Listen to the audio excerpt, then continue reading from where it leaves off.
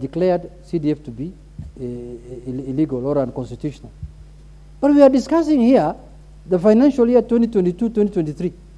We can discuss those illegalities in the next financial year, and we will see how to rectify it constitutionally, because we are the law-making body in this country. No any other organ can make laws in this country or can do anything about it.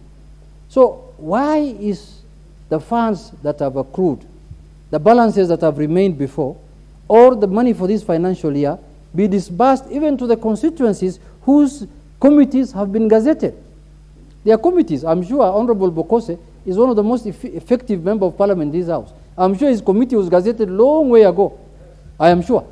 Why can money go to Endebess constituency then, as we continue debating and passing the remaining constituencies? Madam Speaker, as far as I'm concerned, the only money that comes from national government that I am sure is of benefit or beneficial to the people of Kenya is the national government constituency development money. You can say anything you want. People like abusing members of parliament. People like tarnishing their names. You will never see a member of parliament sitting in a committee of CDF discussing CDF funds. But you will see many people in many constituencies, in all constituencies, that have benefited from the CDF funds, either in terms of bursary or building of schools, building of classrooms, building of dining halls, building of roads leading to schools, all kind of things, Madam Speaker. So, Madam Speaker, it is my humble request, that monies should be disbursed so that these committees can start working as fast as yesterday, Madam Speaker. People are really suffering. People are, when you see the news nowadays, you will see counties just lamenting that they have not received their funding from the national government. But this one is one fund that has the least administrative cost in this country.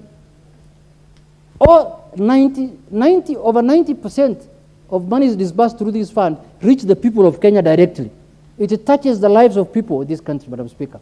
So why I am talking like this is because I don't want to be seen, or I don't want Parliament to be seen to be engaging in an exercise that will not bear fruits.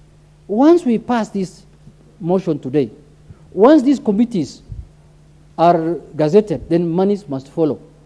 Monies must go down to the countryside. Monies must go to the constituencies so that these committees can function, children can go back to school, schools can get... Now, there's a big problem in this country as we speak today. This thing called what? CBC. Children are moving from lower school to senior school or whatever it's called, upper school. As we went to 844, so this grade something, Madam Speaker. There are no classrooms. Those children are supposed to attend those classes in their primary schools. They are not going to those boarding secondary schools where all of us went.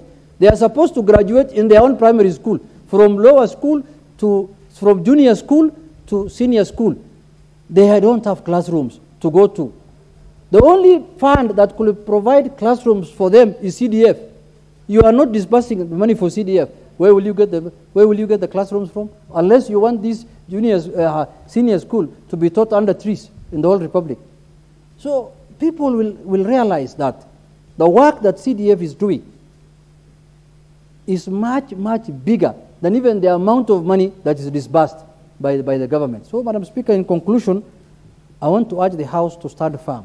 We are facing a recess in the next 2 weeks, and we are going to interact with our constituents for the next 2 months, from December, January, almost 2.5 months. Those people require services. Those people require attention. Those people require help. Those people require their children to go back to school.